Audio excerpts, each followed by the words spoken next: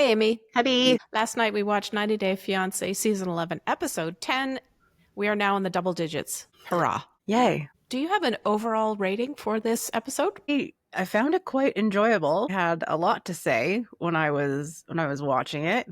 I think my overall review would be, oh my God, this is awful, but enjoyable. I quite liked it. I didn't make dinner while I was watching it. And then when it was over, I was like, oh, is that it? But it was a full episode. It was enjoyable awfulness. That's a nice way to frame it. And yours? Yours opinions? My opinions are that I also thought it was awful. I wrote the word bitches several times. and generally I was annoyed by almost everybody on the show last night. But as you said, I wrote a lot. So there was much to discuss. Mm-hmm. Yes. Let's get into it. First of all, 1, 2, 3. 1, rate, review, and follow us wherever you listen to the podcast. 2, watch our podcast on YouTube at 90 Day Fiancé Honestly. 3, our subscriber-only content is free for the month of April, and we are discussing the tell-all of The Last Resort, which has no end, ever. We will just go on and on and on. Not a fan of that one. No, me either. So let's do this. We start off with Shekinah and Sarper. As always, every episode is Shekinah and Sarper first. I mean, I don't mind starting with Sarper. I just wish that Shekinah wasn't involved. Okay. This week, Shekinah and Sarper are flying off to Montana. I love the way that money is not an issue for them at any point. They always have a huge car come and greet them with a driver, and they always have to, of course, pay for their accommodations and their flights. But whatever, I guess the esthetician trade is good. I don't know. Shekinah and Sarper have 70 days left, so not much time has gone by. There is a lovely little episode once they get to Montana with Sarper getting confused about the word goose and moose. Very cute. Yes, I like that. Shekinah hasn't been back to Montana for 2 years, and she describes her former life there living an Amish lifestyle with, as she puts it, no actual electricity, and yet they had a generator, which would mean they had electricity. It was just from a generator and not from a power grid. Yeah, I feel like she's poorly misguided because she wasn't Amish. They were just living a lifestyle. Yes, I'm not familiar with any Amish people who actually espouse electricity and have it. I thought the whole purpose of the Amish lifestyle was that you have no modern technologies around. Whatever. Yeah, it was her life. Okay. Sure. And the couple decides to go horseback riding with therapy horses, which is adorable. This was another one of those house cow incidents where, Sarper sees the horse and the woman asks him which one he's drawn to. And he's like, that one, because it looks miserable. So funny. So glad that he found a horse that he connected with. Mm-hmm. Well, they're talking about this upcoming meeting with Shekinah's family. And Shekinah is a little bit harsh, I think, towards Sarper over these issues. She's harsh on him about everything. Yeah. She talks about the mistakes that he's made in their relationship as being his own fault. Okay, but what about you, Shekinah? Have you been defending Sarper to your family? Have you been speaking well of him in order to counteract the negative influence and the bad information that's been coming from your sister? Of course not. There's no indication that Shekinah has at all been attempting to remedy this behind the scenes. It's just up to Sarper to fix everything with his first impression meeting. And I feel like he took it in stride. He made the comment that this was his redemption tour, which I thought was great. Although I don't think that accurately reflected the success of the encounter. You call it a success? It was not reflective. Okay. All right. Well, next up is the actual meeting. 3 of the 6 sisters are coming to meet Sarper. When we first see them on screen as they're walking into the restaurant, I felt immediately like we were being gifted with a little glimpse into what 3 witches of a cowboy coven would look like. That's an excellent, excellent description. I just felt like he was walking into his judgment day. Yeah. Yeah. I don't think that there was anything that he could have said right. And I think a lot of things were lost in translation. And even I was confused. Like when he made the geisha comment, I'm like, what are you, what are you getting at, Sarper? And, I feel like he was just so nervous, and maybe he put his foot in his mouth. Maybe things were lost in translation. I don't know. But either way, they absolutely demolished him. And Shekinah just sat there. And I was kind of surprised that her sisters were worse than she is. Are they worse than she is? I don't know. I mean, yes, they're worse because she's in the relationship with Sarper, so she has to be a little bit softer towards him. But I didn't find her that much more gentle. Anyway, going back to the sisters, because they were just fascinating me. They look like people who have absolutely no sense of... What? They look like people. Well, somewhat. They look like people who have no sense of their own self. They have no identity. And so they're trying to stay current with whatever trend is the latest thing in order to fit in. So whatever they think is cool, they're doing, wearing, or exhibiting. Right? So injecting, absolutely. We saw lots and lots of flappy lips. We saw boobage hanging out all over the place. We saw tattoos, mega tattoos, and this attitude, which I like to think of as a Kardashian attitude, even though I've never actually watched that show, but from the send-ups and comedians that I've seen doing impressions of the Kardashians, it's very much that. It's the I don't give a shit attitude. Nothing phases me. I'm just going to cast judgment on everybody and everything because I am better than everyone here. Yes, I would have to agree with that. I don't think I've seen an episode of that either, and I definitely do not plan on it. But I can see where you're coming from with that, and it definitely makes sense because they do have a holier than thou, my shit doesn't stink kind of energy to them. And I think I was equally as fascinated with watching them, but I was also extremely irritated, and I almost felt protective over Sarper. And it was one of those like, stop talking, just stop talking. There's no need.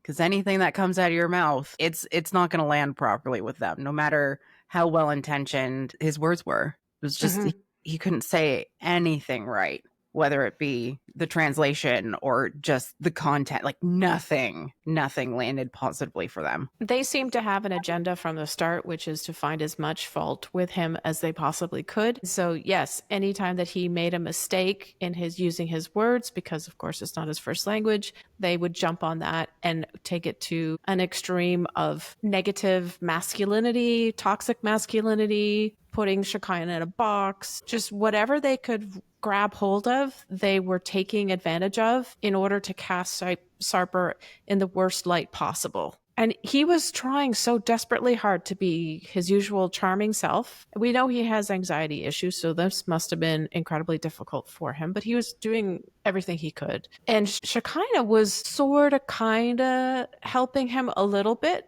but she really... because she has a similar attitude of, oh, this is so tedious and I just have to get through it because my life. She really wasn't standing up for him. She just was kind of letting it all happen. I don't know. I just felt awful for Sarper. I felt like Shekinah was letting him down, and I felt like the sisters were simply a waste of space. They're so bitchy. Yeah. I think she set him up. You know, the meeting with Sophie went so much better than with her sisters. And at what point do you defend this man who you're supposed to be marrying? Yeah. And, you know, she was saying that if Sophie doesn't like him, then she can't marry him. But what about her entire family? Because now they're just running with this narrative and or this one experience that one sister had. And now that's become his entire identity to them. And to be fair, it was a very negative experience that the sister, I can't remember her name, had when she went to Turkey and met Sarper.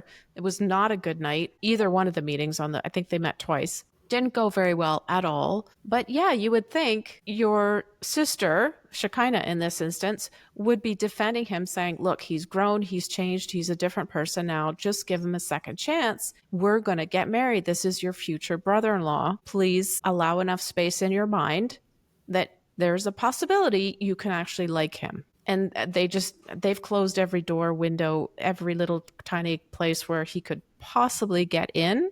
It's shut, locked, barred, nothing, sealed. It's been bulldozed and blown up. So it's going to be very interesting to see if he manages to turn this around and how. I felt so bad because you could really tell that he was trying. And we don't see a lot of that. No. And his whole trajectory of, growing on us and him learning and doing and becoming a better person. Like, it's been a joy to see. They're not even giving him the opportunity to prove himself. And also Shekinah's not supporting him to be able to give him a better platform with which to express himself and add credence and validity to him doing and being better. Nothing. Just as a side note, if anybody wants to follow Sarper on Instagram, he's doing this thing right now where he's test running his jokes for his stand-up comedy routine. So if you sign up as a follower, every day you get this notification that he's posted something new, of course, and you get to enjoy his jokes or not enjoy them, as the case may be, but he's looking for feedback. So it's kind of fun. You and I have both signed up, and I really enjoy our daily Sarper dose of whatever he's come up with.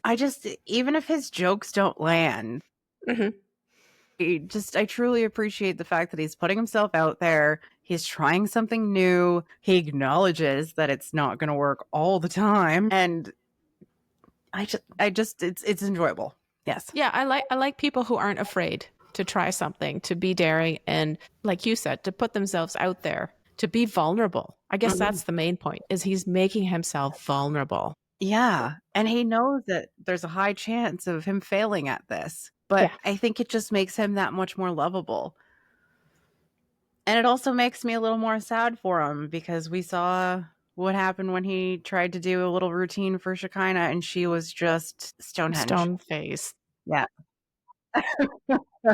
Just nothing. Actually, Stonehenge goes deeper in the ground than any depth that she has. So that's probably... Burn! Okay, shall we move on? Yes, please. Mark and Mina.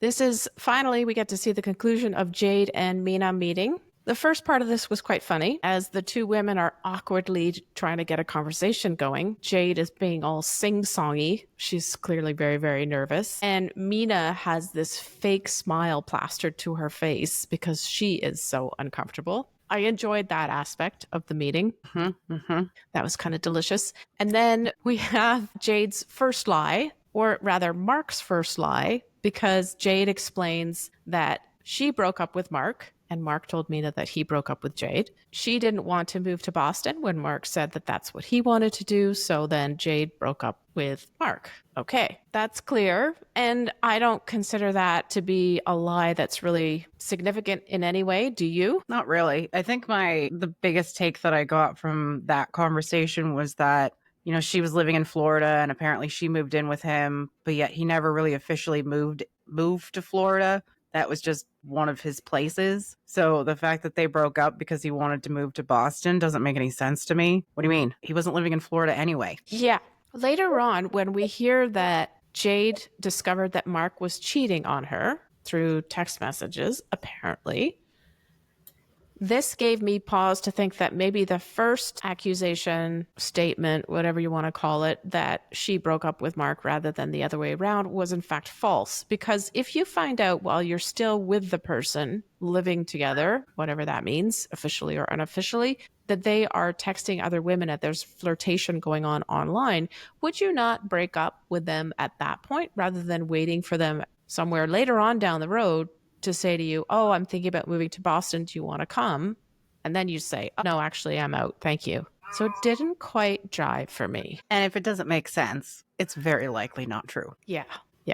Jade has a very high opinion of herself. When she says that she believes that she's the one who got away, I was just like, oh, wow, you are so humble, aren't you? I made the note, these people are so self-involved. Mina wants to know whether or not the two of them overlapped in their relationships with Mark. So she delves into a timeline with Jade, but it doesn't seem like that was anything that ever happened, which is good. So thanks to the friend for putting that in her ear. Yeah, I know. Thanks, Diana. And I noted that Jade doesn't really have very much depth. She talks about Mark's cheating. Then she switches right away to asking Mina about her wedding. And I'm like, wait a second. Before you change gears here, can you at least allow that this is her relationship now, her wedding, and you've just talked about this guy cheating on you, which you believe. And she's like, could you not just slow down a little bit? No, I think she really, actually, I think they both relished in making each other uncomfortable. Oh, Yeah.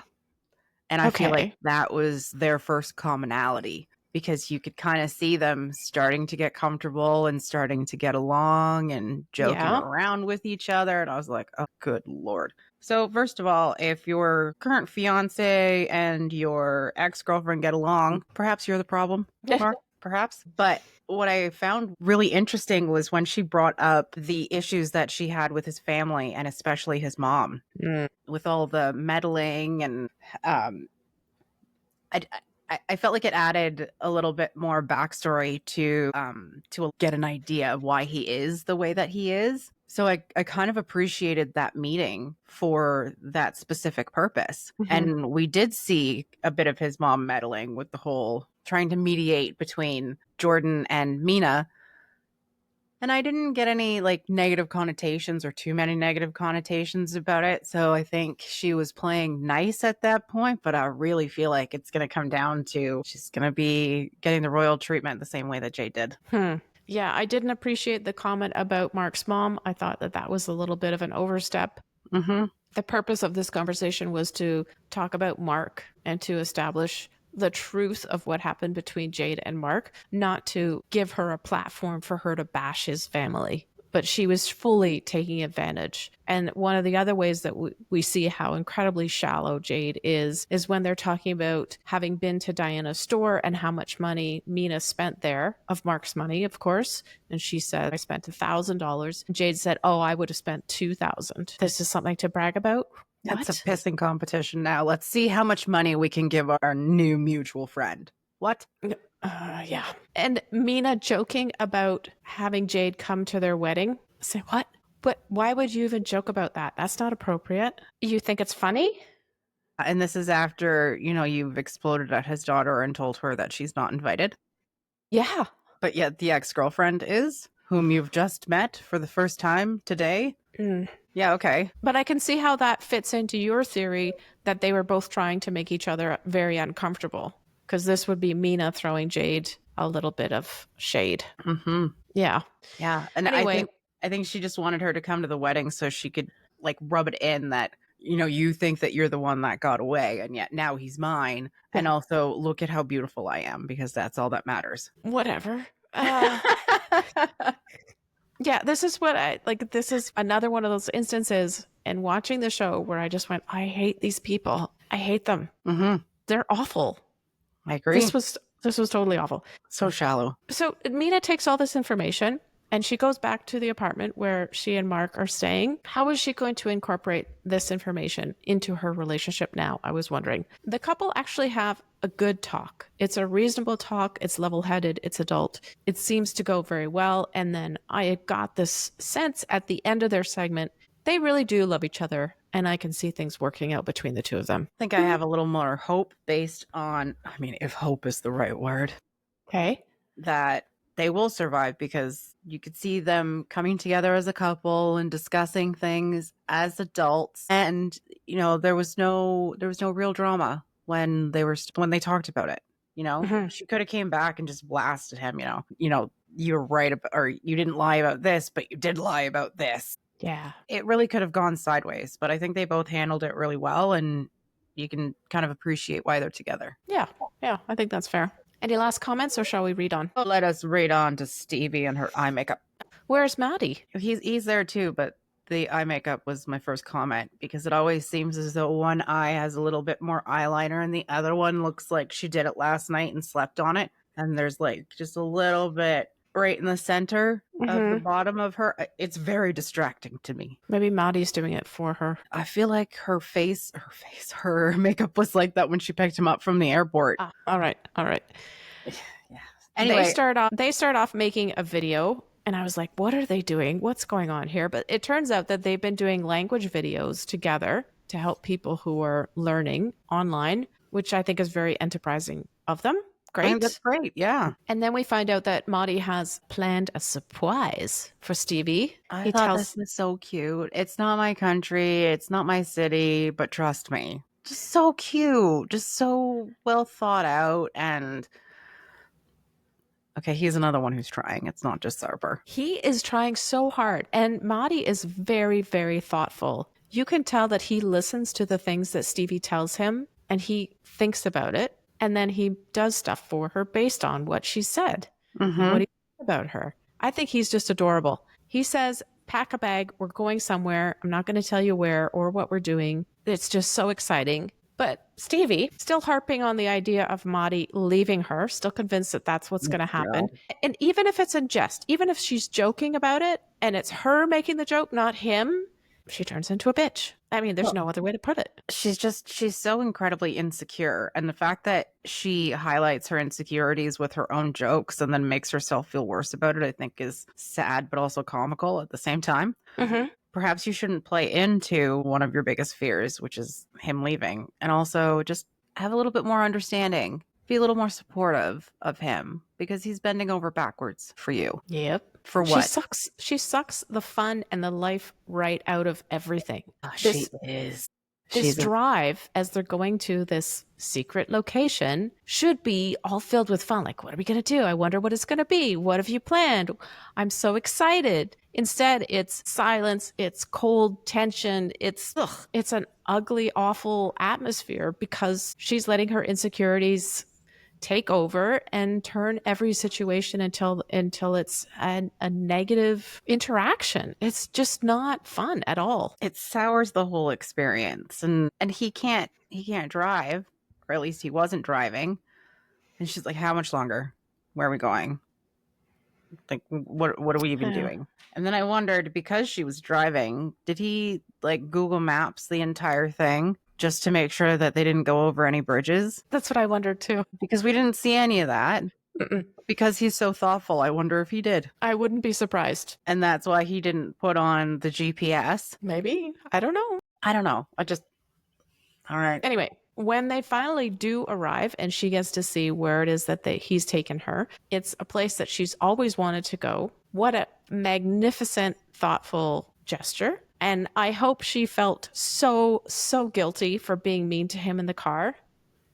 And yes, she does apologize, thankfully, but like, way to ruin what could have been an absolutely wonderful, magical trip. Well, she did definitely ruin it, because then she said that he redeemed himself a little bit. From friggin' what? The first proposal that you just didn't like? How about all of the other things that he's been doing for you? How about this big, grandiose proposal, even though it was super awkward? No, you can't appreciate any of it. She's got that nagging negativity in the back of her head where she can't enjoy anything because she's always waiting for the next shoe to drop or something, or for something negative to happen. And this is her self-fulfilling prophecy. She's making this happen because she's just a bitter bitch and can't appreciate anything. Yeah, she definitely has difficulty being in the moment and just allowing it to be what it is rather than thinking ahead and catastrophizing. Mm-hmm. And from my understanding, she didn't like the first proposal, or she just didn't like the first ring.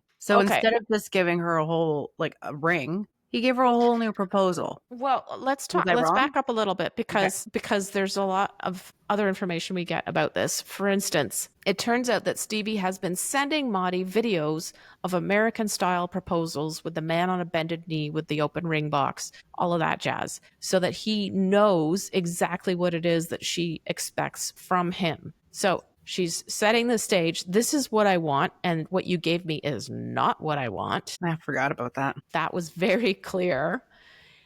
And he's set this whole romantic, quote unquote, American style, because he's never been exposed to this before in Iran, proposal where they're on the beach. It's sunset. There's this little area that's set up. It's so romantic with the marry me letters and rose petals and stuff. It's like classic. You couldn't get any more classic proposal. And a yoga class watching you. Who doesn't want a yoga class watching you in your proposal? I would have loved that when I was proposed to. That would have just made my day. You know, based on, now that you jogged my memory, when she was saying, oh, a yoga class, immediately I was like, oh my God, this is going to be one of those flash mobs, and they're going to come out and they're going to start dancing And I was very glad that that didn't happen. Yeah. No flash mob, no singing. Thankfully, it was just him taking her to the special spot, getting on a knee, which he found very confusing and confounding, but he did it anyway because he knew that's what she wanted, opening the box, presenting the ring, perfect from her dreams scenario. And what does she say afterwards? He could have just bought her a ring and stuck it on her finger. She didn't really care. What the actual fuck? Way to diminish all of that thoughtfulness, planning, expense, learning, trying it out, testing it in your mind, running through it hundreds of times to make sure that it's going to be exactly right, figuring out how to get that stuff on the beach, how to get yourself to the beach. How to get it done while he's however far away. Like, he had to get someone to do that because he obviously didn't drive there. But her demeanor reminds me of the horse that Sarper chose. The horse was miserable and he was not attracted, but drawn to it. Thank you. And I feel like Mahdi has been attracted to her miserable self, but she is not a majestic animal. She is very far from anything majestic. And God, it really pisses me off that she can't appreciate any of his efforts. Yeah, I don't think we've seen a man on 90 Day Fiancé who is just so genuinely wanting to learn and openly asking for the instructions that he would need in order to make his partner happy. I don't think we've ever seen that. It's just the complete innocence that Mahdi has and how willing he is to learn. Just so genuine. And for her to send him all those videos and all the pictures, and he took notes. You know, it wasn't one of those like, oh, here we go, another TikTok. No, he took notes. He made a plan. He executed the plan to the best of his abilities, and she shits all over it. Yeah. She does. So my prediction for their future is while they will always get along because Mahdi is willing to go as far as it takes in order to please her, she will never be happy with anything this man does. I don't think she's going to be happy within herself, and therefore nothing anyone ever does will make her happy. She needs some counseling to be able to uncover why she's so miserable. And she won't. So I think that they will actually stay together, and she's going to continue to be miserable, and he's going to continue to try to make her happy to the best of his ability until he gets completely burnt out, and then they're just miserable together. And neither of them are going to leave. I like that. She's going to drag him down, and I don't want to see that happen because he's such a bright light, you know? He's just so sweet, so genuine, and I feel bad for the guy. Shall we read on? Yes. Gregory and Joan. 78 days left. They've got quite a bit of time still. Happy news. Greg is going for his interview today. However, he's decided to dress for the occasion by wearing his schlumpiest jeans, an untucked short-sleeved shirt, and he still has his scraggly, what do you call it, 5 o'clock shadow beard? Comb over. Well, yeah, the comb over was bad. There was one shot in particular where it was like, oh, Greg. When it was flapping in the wind, like yeah. Shekinah's sister's lips. Yep. But the beard thing, like, could you at least tidy it up a little bit? I mean, he's obviously trying so very, very hard to get this job. Am I right? At least his clothes were cleaned, and we know that because his mom does his laundry. Good old mom. Way to help, Mom. Mom and Joan, they are together while Greg goes off to his little interview. She wants some help from Joan to finish a project. Okay. Joan looks skeptical, as I would be, because what project have you got hiding in the basement? Well, it's a basket of mismatched socks. At least she didn't bring her down to the basement to show her said project, because I think that would have given me some pause. Mm-hmm. But that's a giant collection of socks that you have not matched. How often do you buy this man socks? Because I do. You have questions. Yeah, I bet you any money she just goes out and she buys him like a new pack of socks once a month, and that's how they got the big basket. Like there had to have been like 100 socks in there. Am I right? know. Like, there's a lot. Yes. I wanted to know how many socks are in the basket. How long did it take to fill that basket? Why have you not just been matching the socks as you go rather than filling up the basket with weird socks every so often? And yes, how many socks are you buying on what kind of a regular basis in order to replenish your sock supply since they're all in the basket? And if you know they're in the basket, why aren't you just getting the basket out every now and again and matching up socks? Because of course, there's 100 socks in there. There's got to be at least 50 of each. Like, please. This is weird. Is this not weird? I think it's extremely strange. And then my other question would be, I think I just answered it in my head before I even asked it. But if you have an issue with matching socks in a timely manner, why don't you just buy one color, one type of sock, and then they all match? But that's because Greg wants different colored socks, and she's not going to tell him no. They were only white and black socks as far as I could see. There was a creamy color one as well. Beg your pardon. But I feel like they're just all different brands, and she can't just, close enough. It's not. I also want to know if maybe mom has a sock thing or Greg has a sock thing. And does this sock thing have anything to do with, teenagers in socks? Teenage boys in socks? Ew, yeah. Ew. No, I was just thinking, like, I've always loved socks. I love socks. Bare feet in the house. No thanks. No thanks. And even as a teenager, when I was doing my own laundry, which I've been doing for a very long time, if one got a hole in it, if I lost one, I would have a separate pile of mismatched socks, and I would just wear them on the weekend when I'm not going out. Yeah, exactly. Or maybe I would wear them when I go out. Nobody cares? Yeah. You're wearing boots. Nobody can see. Yeah. What does it matter? Hi, Scotch. He's looking directly at the camera. Hello, my friend. Very interested in this sock conversation. Yes, he is. Why was this such a big thing? I don't know.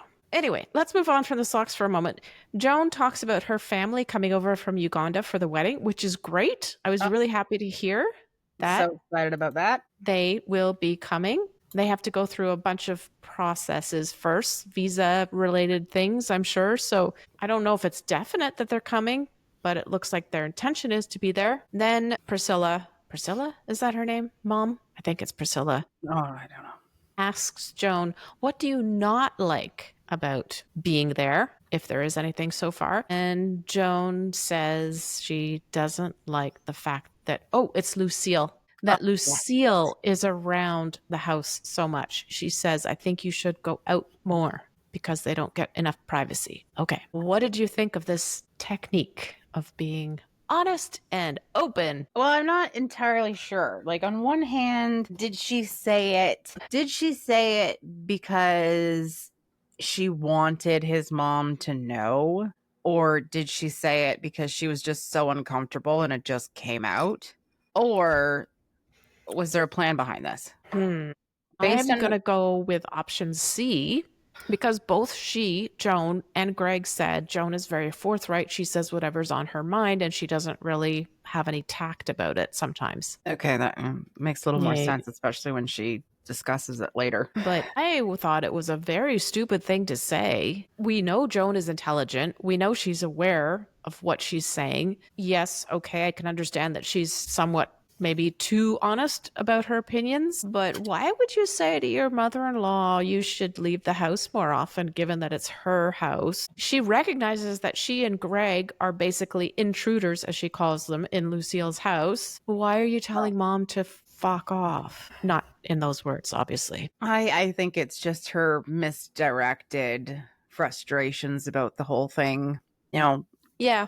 Because she had this expectation of, living with Greg when she came over, and her expectations were completely shattered. Yes. Now she's stuck with this overbearing mom who's probably sitting outside of the bathroom, timing her showers, keeping a tally. And never going out so that they can have sex together by themselves. Yeah, I understand her frustration, definitely. I just think that this was a bit much to go this far and say this directly to Lucille's face. This is a you and Greg problem. This is not a you and Greg's mom problem. Mm-hmm. This is all on Greg. And then she does talk to him about it. And then, she told him that she also had the expectation that he's going to get a job. And he's like, why is this all on me? Why is it all on me? Because this is your relationship and your mother. And your country.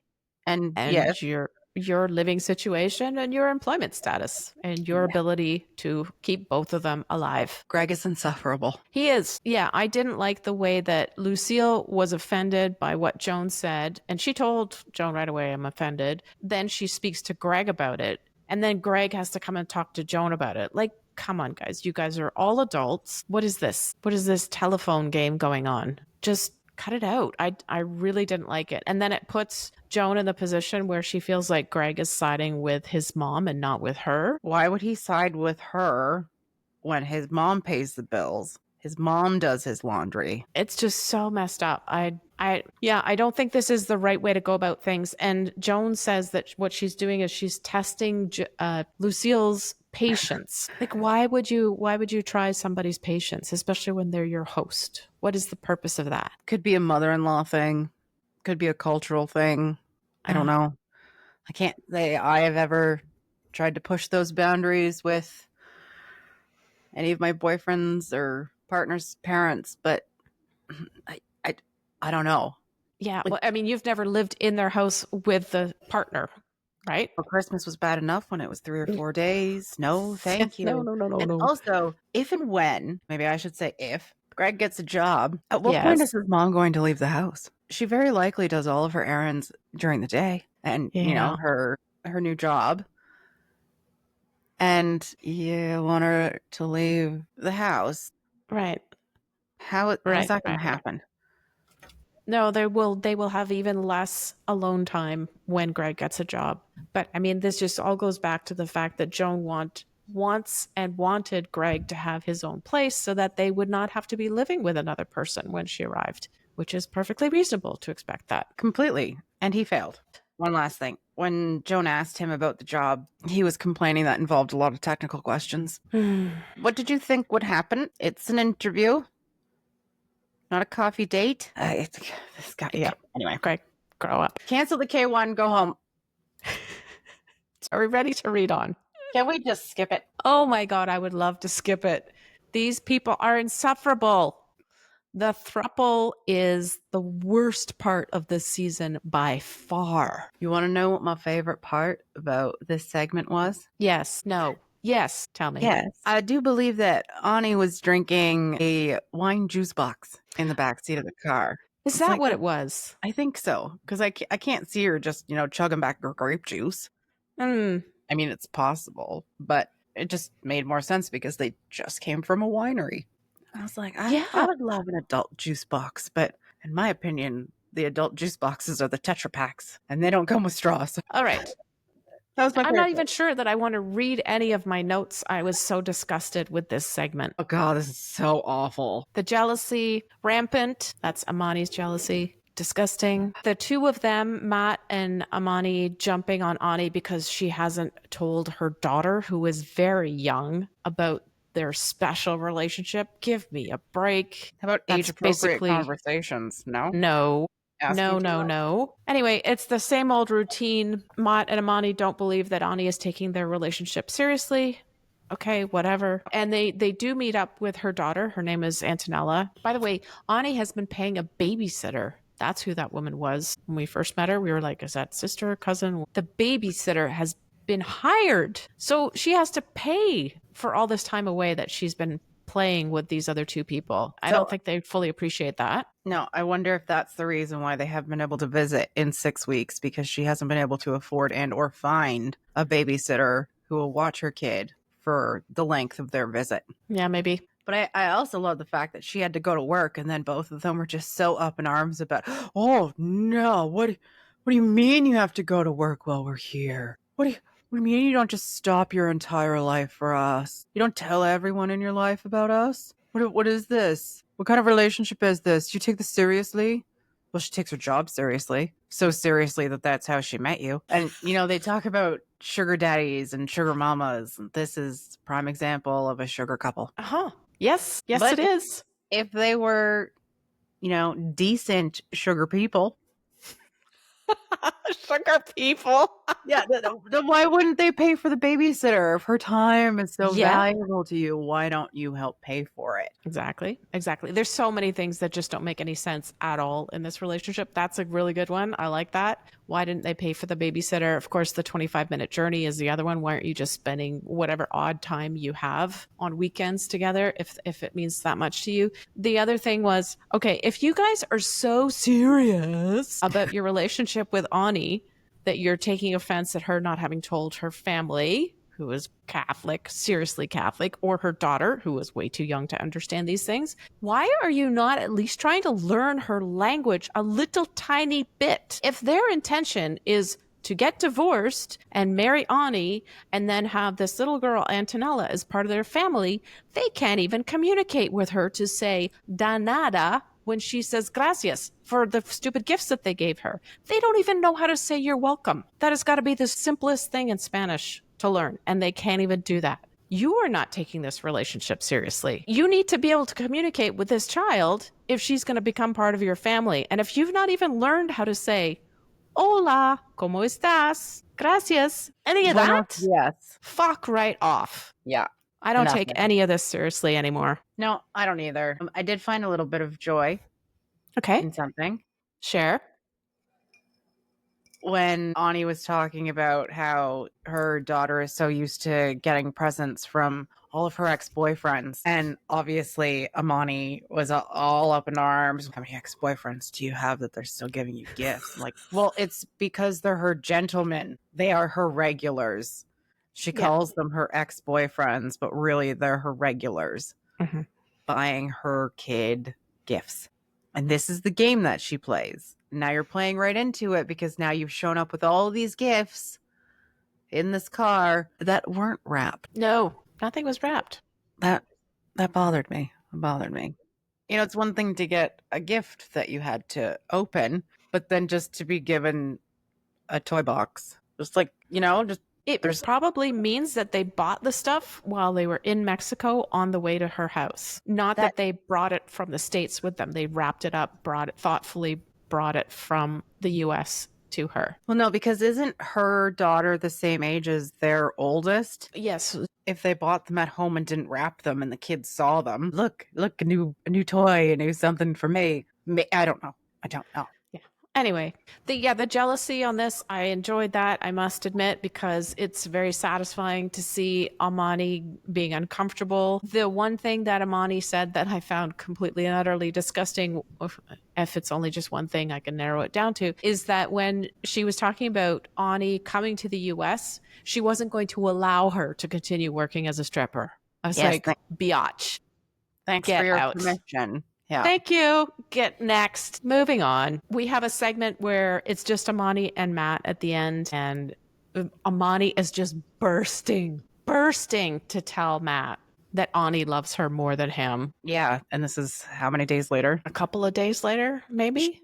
She's bursting now because she needs the attention. She needs to be able to put someone else down so that she can step on them. Again, Matt living up to his name. And I thought it was absolutely hysterical that Matt thinks that he has a choice in any of this. He is a Matt, definitely being walked all over. She loves to stir the pot. She loves to cause drama. She loves to bring everybody's emotions to the surface and just like poke and stir and make it all gooey and disgusting so that then she can fix everything, I guess. I don't know. She seems to love the drama. She loves making people feel shitty about themselves. And she has no compunction whatsoever about making Matt feel really crappy about himself by telling him this news.